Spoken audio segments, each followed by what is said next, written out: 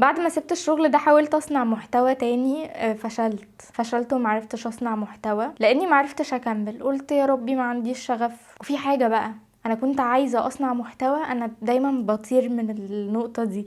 كنت عايزة اصنع محتوى، مش عارفة انا عايزة اقدم ايه. يعني انا كنت عايزة ابقى مذيعة، قلت لا خلاص انا ماليش مكان في القنوات، طب انا هعمل محتوى. وطب ايه بقى هتعملي محتوى؟ هتتكلمي عن ايه؟ انتي بتحبي ايه؟ ده انا بحب ده وده وده، 50 حاجة. فكنت بعمل كونتنت قصص عامة. كونتنت القصص العامة ده مشكلته ان انا ما كنتش حباه قوي، وفي نفس الوقت كنت حاسة انه مش انا، في حاجة غلط، مش ده اللي انا عايزاه. على عكس دلوقتي بجد انا بعمل اللي انا عايزاه وبتكلم في اللي انا عايزاه الحمد لله. يعني انك تعرف انت، او انك تعرفي انت عايزه تتكلمي في ايه بالظبط، دي خطوة كبيرة خدت مني وقت طويل قوي. يعني اصلا معرفتش اعملها غير بعد الثيرابي. المهم بعدها لما اكتشفت ان انا فاشلة مش عارفة اقعد اعمل كونتنت لوحدي، رحت اشتغلت في الماركتينج شوية، اشتغلت كونتنت كرييتور. فاكتشفت ان كونتنت الماركتينج ده مش الحاجة اللي انا عايزة اعملها. حبيت الماركتينج جدا كمجال، بس حسيت ان انا دوري فيه هيبقى مش كتابة كونتنت، وده حقيقي. يعني انا بحب الماركتينج لحد دلوقتي وبشتغل فيه، بس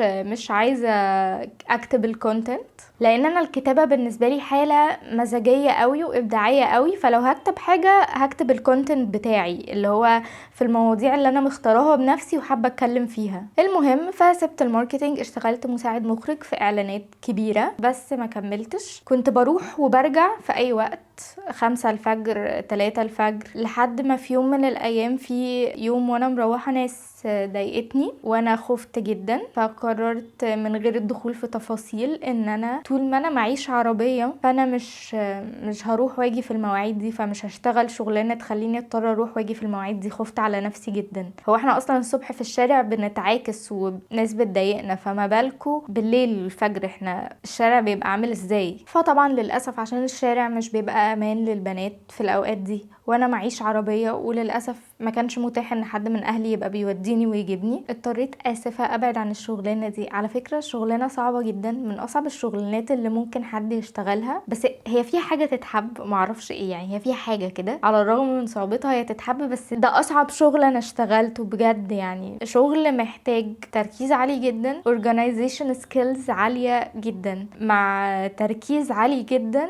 وكل ده لازم يحصل مع وجود صداع وارهاق نفسي وجسدي، لان الشغلانه مرهقه جدا على كل الاصعده. سبتها وقلت بقى هعمل كونتنت، معرفتش اعمل كونتنت. انا بجد كنت من جوه قلبي عايزه اقعد اعمل كونتنت، وهي دي الحاجه اللي انا عايزه اشتغلها. فاصلا في ناس بتكون بتشتغل وبتعمل كونتنت، انا بسيب الشغل عشان اعمل كونتنت وفي الاخر كمان ما بعرفش اعمله. كنت هتجنن يا جماعه. الفتره دي دخلت فيها في حاله